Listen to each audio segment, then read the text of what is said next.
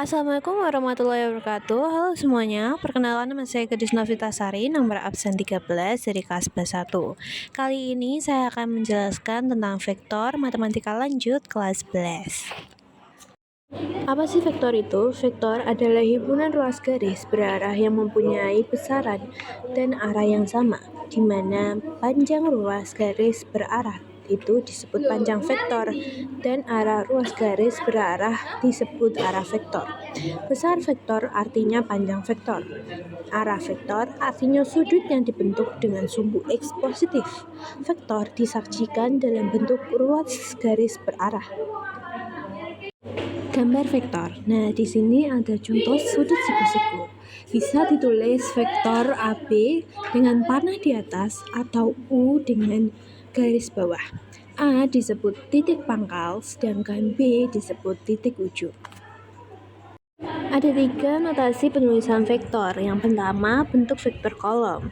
U garis bawah sama dengan matriks 34 atau PQ dengan tanda panah atas sama dengan matriks 1 min 2 0.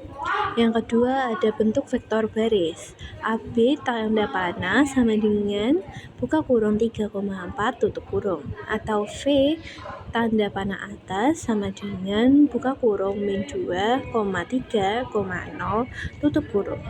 Yang ketiga, ada vektor ditulis dengan notasi I, J, dan K. Misal, A sama dengan 3I min 2J plus 7K. Vektor di R2. Vektor di R2 adalah vektor yang terletak di satu bidang atau vektor yang hanya mempunyai 2 komponen, yaitu X dan Y. Berdasarkan grafik, sebuah titik A di mana X, Y ditarik dari titik pusat O untuk membentuk vektor posisi A panah. Vektor ini disusun oleh 2 komponen utama, yaitu panjang X searah dengan sumbu X dengan vektor satuan I panah, serta panjang Y searah sumbu Y dengan vektor satuan J panah.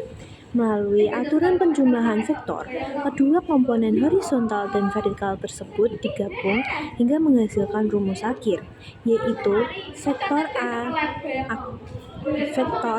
A panah sama dengan XI panah plus YJ panah.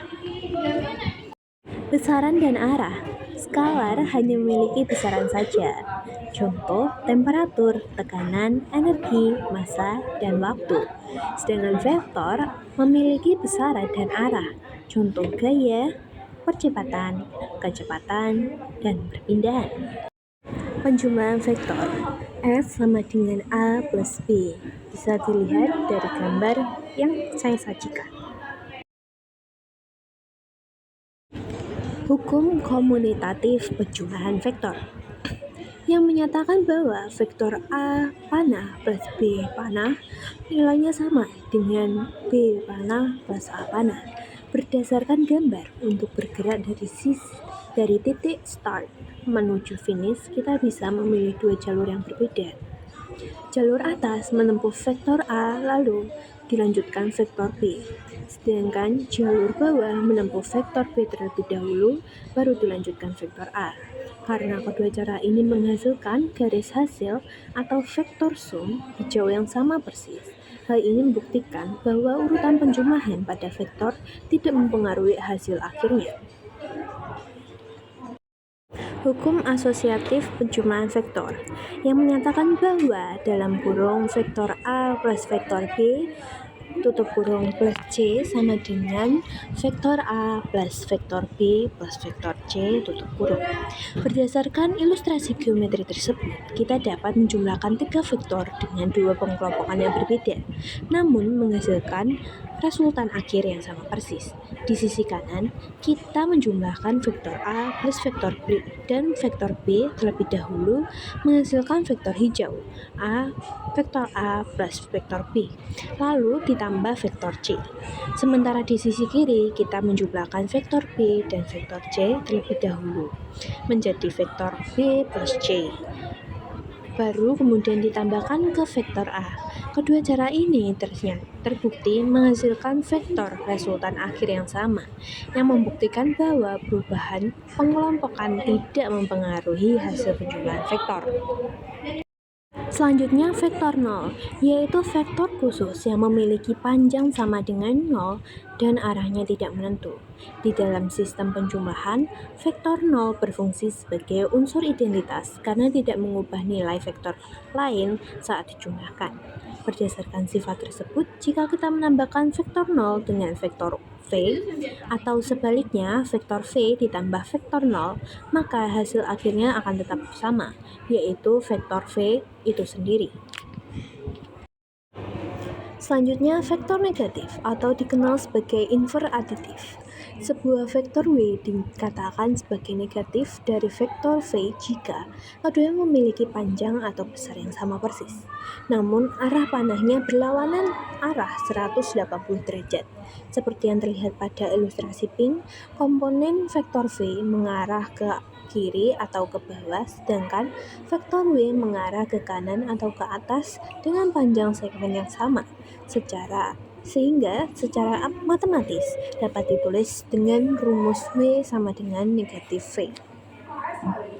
Selisih vektor, operasi pengurangan atau selisih antara vektor A kurangi vektor B, pada dasarnya didapat dengan cara menjumlahkan vektor A dengan negatif dari vektor B, sehingga rumus ditulis A vektor A min vektor B sama dengan vektor A plus min vektor B. Secara geometris, pada gambar kiri, jika vektor B mengarah ke kanan, maka negatifnya yaitu min B akan mengarah ke kiri dengan panjang yang sama. Lalu dijumlahkan dengan vektor A menggunakan metode segitiga yang menghasilkan resultan A vektor A kurangi vektor B. Sedangkan pada gambar kanan menunjukkan cara cepatnya, yaitu jika vektor A dan vektor B ditarik dari pangkal yang sama, maka vektor selisih A min B adalah garis yang ditarik dari ujung vektor B menuju vektor A. Penjumlahan dan pengurangan vektor lengkap dengan contoh soalnya. Pada kotak kiri, kita melihat rumus penjumlahan jika ada dua buah vektor, yaitu vektor A dan vektor B. Cara menjumlahkannya sangat sederhana. Kita hanya perlu menjumlahkan komponen yang sejenis. Artinya, komponen sumbu X kita jumlahkan dengan sesama sumbu X, dan komponen sumbu Y dijumlahkan dengan sesama sumbu Y. Hasil ditulis dalam bentuk kombinasi linear vektor satuan I dan J. Selain itu, jika kita ingin mencari nilai atau panjang dari hasil penjumlahan tersebut, kita bisa menggunakan rumus kosinus yang berada di bawahnya, yaitu akar dari panjang vektor A kuadrat ditambah panjang vektor B kuadrat ditambah 2 kali panjang vektor A kali panjang vektor B kali cos alfa. Sekarang kita beralih ke kotak sebelah kanan, yaitu rumus pengurangan. Konsepnya sama persis dengan penjumlahan, di mana kita mengurangkan komponen sumbu X dengan sumbu X, serta komponen sumbu Y dengan sumbu Y. Untuk rumus mencari panjang selisih vektornya, rumusnya hampir sama dengan penjumlahan. Hanya saja, tanda di depan angka 2 berubah menjadi minus. Agar lebih paham, mari kita bedah contoh soal di bagian bawah. Kita diberi vektor A sama dengan 3i plus J, dan vektor B sama dengan min 2i plus 6J. Dan kita diminta mencari hasil dari vektor A dikurang vektor B. Mari kita hitung bersama komponen-komponennya secara teliti. Untuk komponen sumbu X, kita kurangkan angka di depan vektor satuan I, yaitu 3 dalam kurung min 2, karena minus ketemu minus berubah menjadi plus, maka hasilnya adalah 3 plus 2, yaitu 5i. Selanjutnya, untuk komponen sumbu Y, kita kurangkan angka di depan vektor satuan J, yaitu 1 kurangi 6, sehingga menghasilkan min 5J.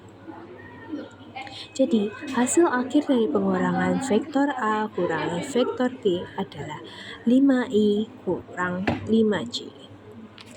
Sekian penjelasan untuk materi kali ini. Semoga langkah-langkahnya jelas dan mudah dipahami. Wassalamualaikum warahmatullahi wabarakatuh.